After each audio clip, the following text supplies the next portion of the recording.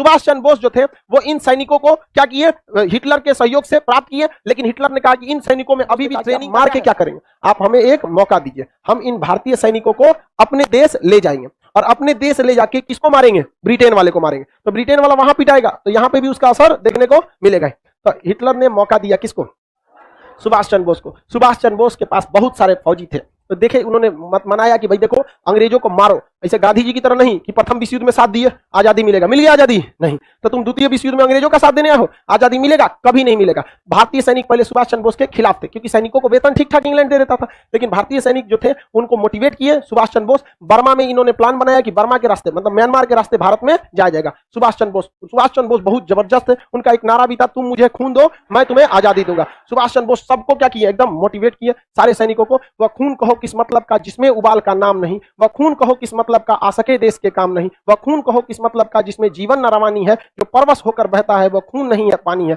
उस दिन लोगों ने सही सही खून की कीमत पहचानी जिस दिन बर्मा में सुभाष ने मांगी उनसे कुर्बानी थी। बोले स्वतंत्रता की खातिर बलिदान तुम्हें करना होगा, तुम बहुत जी चुके जग में लेकिन आगे तुम्हें मरना होगा। आजादी के चरणों में जो जयमाल चढ़ाई जाएगी वह सुनो तुम्हारे शीशों के फूलों से गूंथी जाएगी। स्वतंत्रता का संग्राम कहीं पैसों पर खेला जाता है या शीश कटाने का सौदा नंगे सर झेला जाता है। अजानू बाहों ऊंची करके बोले रक्त तुम मुझे देना, बदले में भारत की आजादी तुम मुझसे लेना। हो गई सभा में उथल पुथल, सीने में दिल न समाते थे, स्वर इंकलाब के नारे कोसों तक सुनाई देते थे। बोले सुभाष वह आगे आए जिसमें भारतीय खून बहता हो, वह आगे आए जो खुद को हिंदुस्तानी कहता हो, वह आगे आए जो इस पर हस्ताक्षर करता हो मैं कफन बढ़ाता हूं, वह आगे आए जो इसे हंस कर लेता हो। सारी जनता हुंकार उठी, हम आते हैं माता के चरणों में अपना रक्त बहाते हैं। साहस से बड़े युवक उस दिन बढ़ते ही जाते थे, चाकू छुरी कटारों से वे अपना रक्त बहाते थे, फिर उस रक्त की स्याही में वे अपनी कलम डुबाते थे और आजादी के परवाने पर हस्ताक्षर करते जाते थे। उस दिन तारों ने देखा हिंदुस्तानी विश्वास नया, जब लिखा भारत के महारणवीरों ने खून से इतिहास नया।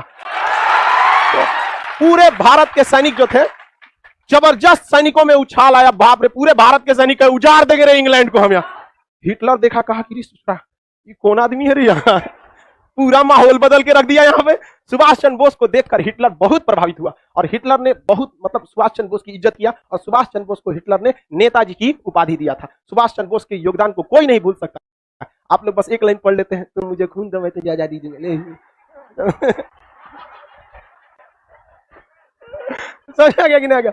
सुभाष चंद्र बोस के योगदान को नहीं कर। आप सुभाष चंद्र बोस जो थे वो इन सैनिकों को क्या किए, हिटलर के सहयोग से प्राप्त किए, लेकिन हिटलर ने कहा कि इन सैनिकों में अभी भी ट्रेनिंग का क्या है, अभाव है, ये डायरेक्ट नहीं लड़ पाएंगे। देखो लड़ने आए थे, हम पकड़ के रख लिए कि नहीं रख लिए, इनको क्या जरूरत है, प्रॉपर ट्रेनिंग की जरूरत है। अब देखिए द्वितीय विश्व युद्ध में ना दो एलाइज फोर्स थे, मतलब तीन देश थे जो आपस में एक साथ थे। इधर में था जर्मनी, इटली और यहाँ पे जापान। ये तीनों जो थे ये ध्रुवीय राष्ट्र थे सब, इन्हें कहा जाता है एक्सियल फोर्सेज। और जो एलाइज फोर्सेज थे उसमें बड़े बड़े देश थे, अमेरिका था, कनाडा था, ब्रिटेन था, फ्रांस था, रूस था, ये सब थे सब। तो सुभाष चंद्र बोस ने जो भारतीय सैनिक जो कहाँ फंसे थे, जर्मनी, इन्हें क्या किया, अपने पास लिया। और सुभाष चंद्र बोस हिटलर के सहयोग से आर्म्स एंड एनिमेशन लिया और हिटलर ने किसे भेज दिया, जापान को, कहा कि जापान भेजा इन सैनिकों को। और इन सैनिकों को ट्रेनिंग और अच्छा हथियार किसने दिया, जापान। और जापान ने सुभाष चंद्र बोस को अंडमान और निकोबार द्वीप गिफ्ट में दे दिया। किसमें दिया, गिफ्ट में, क्योंकि इंग्लैंड वालों से जापानियों ने कौन सा द्वीप छीन लिया था, अंडमान और निकोबार। तो यहां पर सुभाष चंद्र बोस ने अंडमान और निकोबार द्वीप का नाम क्या रख दिया, शहीद एवं स्वराज, शहीद एवं स्वराज नाम रख दिया। और यहां पर सुभाष चंद्र बोस को मिला, सिंगापुर में सुभाष चंद्र बोस ने आजाद हिंद सरकार बना लिया। क्या बना लिया, आजाद हिंद सरकार। कहा कि देश गुलाम नहीं, हमारी सरकार है, अभी हम सिंगापुर से शासन कर रहे हैं, धीरे धीरे धीरे धीरे दिल्ली पहुंचेंगे। और सुभाष चंद्र बोस ने सिंगापुर से ही ऑल इंडिया रेडियो पर बोला था,